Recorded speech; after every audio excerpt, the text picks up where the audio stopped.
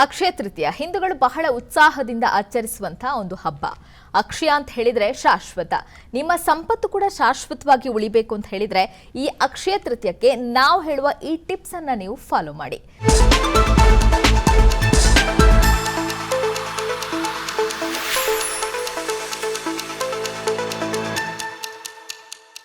ನಮ್ಮ ಆಪತ್ತಿನ ಕಾಲದಲ್ಲಿ ನೆರವಾಗುವಂತಹ ಒಂದೇ ಒಂದು ವಸ್ತು ಅಂತ ಹೇಳಿದ್ರೆ ಅದು ಚಿನ್ನ.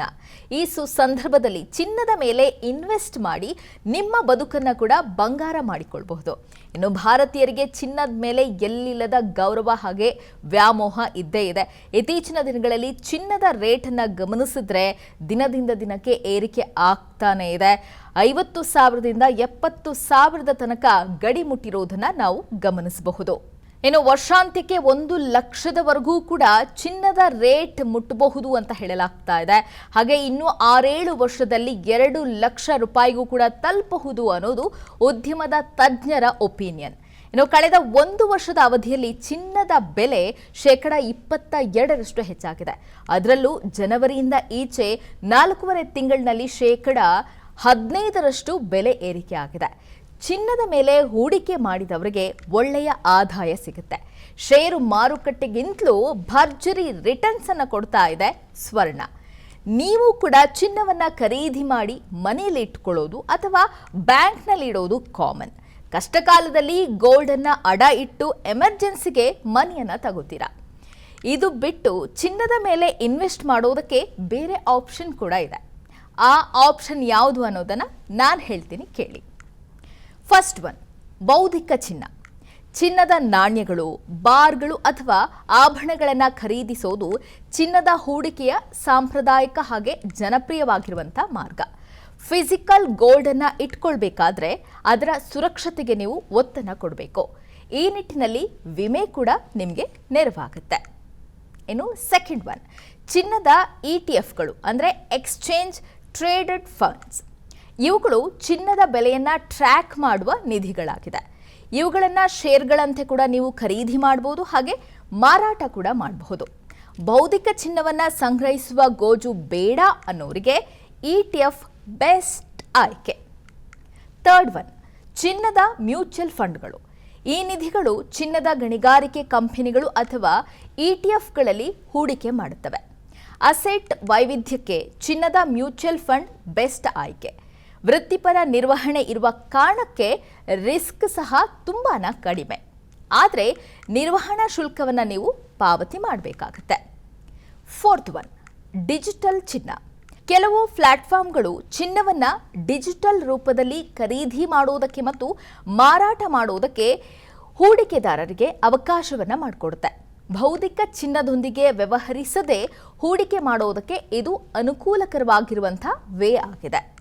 ಇವತ್ತು ಡಿಜಿಟಲ್ ಚಿನ್ನವನ್ನ ಒಂದು ಬಟನ್ಗಳ ಸರಳ ಕ್ಲಿಕ್ನಲ್ಲಿ ಯಾರು ಬೇಕಾದರೂ ಎಲ್ಲಿ ಬೇಕಾದರೂ ಖರೀದಿ ಮಾಡಬಹುದು.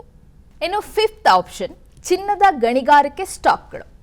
ಕಂಪನಿಯ ಯಶಸ್ಸನ್ನು ಆಧರಿಸಿ ಚಿನ್ನಕ್ಕಾಗಿ ಗಣಿಗಾರಿಕೆ ಮಾಡುವುದು ಹೆಚ್ಚಿನ ಆದಾಯವನ್ನು ನೀಡುತ್ತೆ. ಆದರೆ ಇದು ಕಂಪನಿಯ ಕಾರ್ಯಕ್ಷಮತೆಗೆ ಸಂಬಂಧಿಸಿದ ರಿಸ್ಕ್ಗಳನ್ನು ಕೂಡ ಹೊಂದಿರುತ್ತೆ. ಇನ್ನು ಚಿನ್ನದ ಉಳಿತಾಯ ನಿಧಿಗಳು. ಚಿನ್ನದ ಉಳಿತಾಯ ನಿಧಿಗಳು ಚಿನ್ನದ ETF-ಗಳಲ್ಲಿ ಹೂಡಿಕೆ ಮಾಡುವ ಮ್ಯೂಚುವಲ್ ಫಂಡ್ಗಳಾಗಿದೆ. ಹೂಡಿಕೆದಾರರು ಅಥವಾ ಇನ್ವೆಸ್ಟರ್ಸ್ ವ್ಯವಸ್ಥಿತ ಹೂಡಿಕೆ ಯೋಜನೆ ಅಂದರೆ SIP ಮೂಲಕ ಈ ನಿಧಿಗಳಲ್ಲಿ ಹೂಡಿಕೆ ಮಾಡಬಹುದು. ಸರಿ, ಇದೆಲ್ಲವೂ ಕೂಡ ಚಿನ್ನದ ಮೇಲೆ ಇನ್ವೆಸ್ಟ್ ಮಾಡುವಂತಹ ಮಾರ್ಗಗಳಾಗಿದೆ. ಹಾಗಾದರೆ ಇನ್ವೆಸ್ಟ್ ಮಾಡಿದರೆ ಅದರಿಂದ ನಮಗೇನು ಲಾಭ ಆಗುತ್ತೆ ಅನ್ನುವಂಥ ಪ್ರಶ್ನೆ ನಿಮ್ಮನ್ನು ಸಹಜವಾಗಿ ಕಾಡುತ್ತೆ. ಹಾಗಾದರೆ ಚಿನ್ನ ಹೂಡಿಕೆ ಮಾಡಿದರೆ ಏನೆಲ್ಲ ಲಾಭಗಳಿದೆ? ಸಾಕಷ್ಟು ಲಾಭಗಳಿದೆ.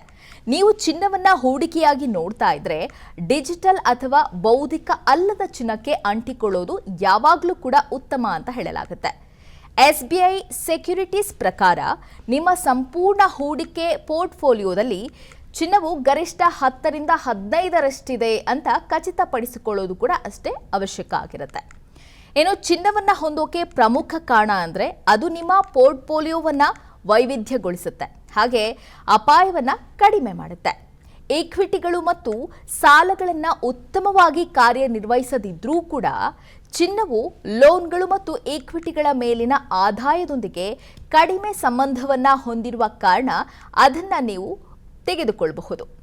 ಇನ್ನು ಚಿನ್ನದಲ್ಲಿ ಹೂಡಿಕೆ ಮಾಡೋದು ಹಣದುಬ್ಬರ ಅಥವಾ ಇನ್ಫ್ಲೇಷನ್ ವಿರುದ್ಧ ನಿಮ್ಮ ಅತ್ಯುತ್ತಮವಾದಂಥ ಆಯ್ಕೆ ಆಗಿದೆ.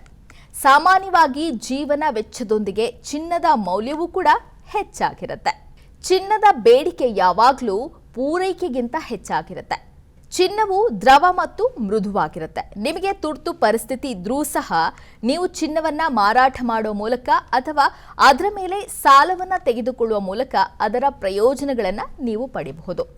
ಚಿನ್ನವು ಸುಮಾರು 80% 85% ವರೆಗೆ ಹೆಚ್ಚಿನ LTV ಅಂದರೆ ಮೌಲ್ಯಕ್ಕೆ ಸಾಲ ಈ ಅನುಪಾತವನ್ನು ನೀಡುತ್ತೆ.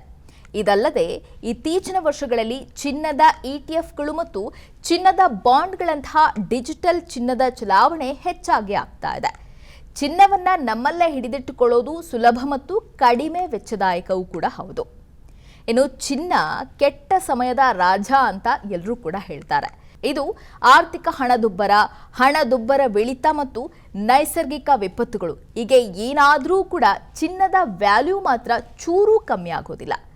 ಹೂಡಿಕೆದಾರರು ತಮ್ಮ ಹೂಡಿಕೆ ಬಂಡವಾಳವನ್ನು ವೈವಿಧ್ಯಗೊಳಿಸುವುದಕ್ಕೆ ಮತ್ತು ಸಮತೋಲನವಾಗಿಡುವುದಕ್ಕೆ ದೀರ್ಘಾವಧಿಯ ಹೂಡಿಕೆಯ ಸಾಧನವಾಗಿ ಚಿನ್ನವನ್ನ ಎಲ್ಲರೂ ಕೂಡ ಆಯ್ಕೆ ಮಾಡಿಕೊಳ್ಳಬಹುದು. ನೀವು ಎಲ್ಲೇ ಇನ್ವೆಸ್ಟ್ ಅಥವಾ ಹೂಡಿಕೆ ಮಾಡ್ತೀರಾ ಅಂತ ಹೇಳಿದ್ರೆ ಅದರ ಬಗ್ಗೆ ಸಂಪೂರ್ಣವಾದಂಥ ನಾಲೆಜ್ ನಿಮಗೆ ಇದ್ದೇ ಇರಬೇಕು. ಎಚ್ಚರಿಕೆ ಕೂಡ ಅಷ್ಟೇ ಅತ್ಯಗತ್ಯ ಆಗಿರುತ್ತೆ. ಇನ್ನು ಬೆಲೆ ಏರಿಕೆಯ ದೃಷ್ಟಿಕೋನದ ಹೊರತಾಗಿಯೂ ಕೂಡ ಚಿನ್ನದ ಬೆಲೆ ಏರಿಕೆಯ ಟ್ರೆಂಡ್ ಗಮನಾರ್ಹವಾಗಿ ಬದಲಾಗುತ್ತೆ ಅನ್ನೋದನ್ನ ವಿಶ್ಲೇಷಕರು ಹೇಳ್ತಾನೆ ಇರ್ತಾರೆ, ಹಾಗೆ ಎಚ್ಚರಿಸ್ತಾ ಇರ್ತಾರೆ. ಹೀಗಾಗಿ ನಿಮ್ಮ ಹೂಡಿಕೆಯ ಪೋರ್ಟ್ಫೋಲಿಯೋ ವೈವಿಧ್ಯಮಯ ಆಗಿರಬೇಕು. ಅಂದರೆ ಬೇರೆ ಬೇರೆ ಆಯ್ಕೆಗಳು ನಿಮ್ಮಲ್ಲಿರಬೇಕು. ನಿಮ್ಮ ಒಟ್ಟು ಹೂಡಿಕೆಯಲ್ಲಿ ಚಿನ್ನದ ಪಾಲು 10% ಸಾಕು. ಹೂಡಿಕೆಯಾಗಿ ನೋಡೋದಾದ್ರೆ ಚಿನ್ನದ ಆಭರಣಗಳಿಗಿಂತಲೂ ಡಿಜಿಟಲ್ ಗೋಲ್ಡ್ ಉತ್ತಮ ಅಂತ ಹೇಳ್ತಾರೆ. ಚಿನ್ನದ ಹೂಡಿಕೆ ಮಾಡುವ ಮೊದಲು ನಿಮ್ಮ ಹೂಡಿಕೆಯ ಗುರಿಗಳು, ಆದಾಯ, ವೆಚ್ಚಗಳ ಬಗ್ಗೆ ಪರಾಮರ್ಶೆ ಮಾಡುವುದು ತುಂಬಾನೇ ಅಗತ್ಯ. ಹಾಗಾಗಿ ಹಣಕಾಸು ಸಲಹೆಗಾರರೊಂದಿಗೆ ಸಮಾಲೋಚನೆಯನ್ನು ನಡೆಸಿ ನಿಮ್ಮ ಹಣಕಾಸಿನ ಯೋಜನೆಗೆ ಚಿನ್ನವನ್ನ ನೀವು ಸೇರಿಸಿಕೊಳ್ಳಬಹುದು. ಅನುಕ್ಷಣದ ಸುದ್ದಿಗಳಿಗಾಗಿ ವಿಸ್ತಾರ ನ್ಯೂಸ್ ಯೂಟ್ಯೂಬ್ ಚಾನೆಲ್ ಸಬ್ಸ್ಕ್ರೈಬ್ ಮಾಡಿ. ಹೊಸ ಸುದ್ದಿಗಳ ನೋಟಿಫಿಕೇಶನ್ಗಾಗಿ ಬೆಲ್ ಐಕಾನ್ ಕ್ಲಿಕ್ ಮಾಡಿ. ಲೇಟೆಸ್ಟ್ ಅಪ್ಡೇಟ್ಸ್ಗಾಗಿ www.vistaranews.com ವೆಬ್ಸೈಟ್ಗೆ ವಿಸಿಟ್ ಮಾಡಿ. ಅಂಗೈಯಲ್ಲೇ ಜಗತ್ತಿನ ಸುದ್ದಿ ತಿಳಿಯಲು ವಿಸ್ತಾರ ನ್ಯೂಸ್ ಕನ್ನಡ ಆಪ್ ಡೌನ್ಲೋಡ್ ಮಾಡಿ.